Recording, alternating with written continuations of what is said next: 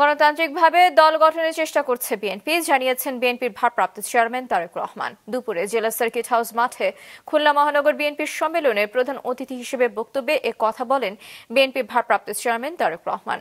দীর্ঘ 16 বছর পর অনুষ্ঠিত হচ্ছে এই সম্মেলন।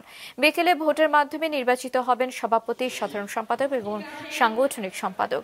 প্রতিষ্ঠার 47 বছরে এই প্রথম সরাসরি ভোটে নেতৃত্ব নির্বাচন করতে যাচ্ছে খুলনা মহানগর বিএনপি। এবার নির্বাচনে প্রধান 3টি পদে প্রতিদ্বন্দ্বিতা করছেন 12 জন। এর আগে 2009 সালে 25 নভেম্বর অনুষ্ঠিত হয় খুলনা মহানগর বিএনপির সম্মেলন।